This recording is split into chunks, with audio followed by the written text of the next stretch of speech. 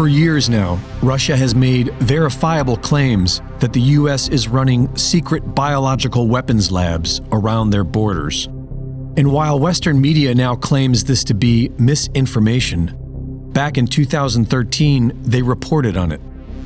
While the United States and Murder Incorporated have been waging illegal wars all across the world in the name of democracy, Russia has been quietly selling energy and minding their own business. And according to National Geographic, this was the reason why the Pentagon was building these bioweapons labs in the first place, because Russia was entirely quiet on the subject and the US wanted to get ahead of them.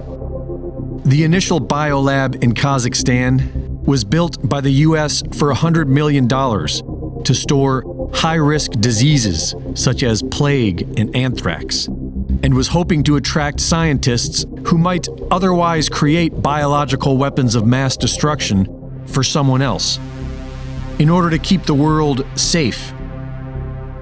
The US has since built several labs in Kazakhstan. Most recently, a biosafety level 4 lab to be completed in early 2022. As early as 2004, the Pentagon's Defense Threat Reduction Agency, DTRA, began creating a network of biolabs for infectious diseases in Uzbekistan. And within a few years after operations began, outbreaks of unknown diseases were reported in the same areas as the labs. In Georgia, leaked documents show that the U.S. Embassy has been transporting deadly pathogens and human blood as diplomatic cargo in a scheme where private U.S. contractors working for 3 different U.S. biolabs have been given diplomatic immunity to do so. Shortly after Russia invaded Ukraine, At War Clandestine released a video with maps of U.S. biolabs matching up with maps of the recent attack, suggesting that Russia was securing these top-secret biolabs. Western media claims this is false, but fails to debunk it. And once the video goes viral, the U.S. Embassy in Ukraine is caught deleting evidence of these labs from their website, but not before an independent journalist was able to copy documents showing 11 Ukrainian biolabs funded by the Pentagon.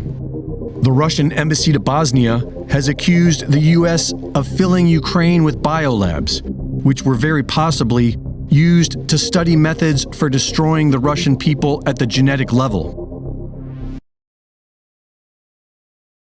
And so, what isn't threatening about the U.S. encircling Russia with top-secret biolabs? And who on earth thinks it's a coincidence that everyone involved in the United Nations Great Reset are now the Ukraine's greatest allies of all time? The mercenaries and war profiteers in America are getting excited about making short-term profits off the dead. But the only ones who will benefit from this war are the crooks at the top, who have been caught committing the most heinous crime against humanity in all of recorded history. And the only righteous way out of this is to hold these crooks accountable. Reporting for InfoWars, this is Greg Reese.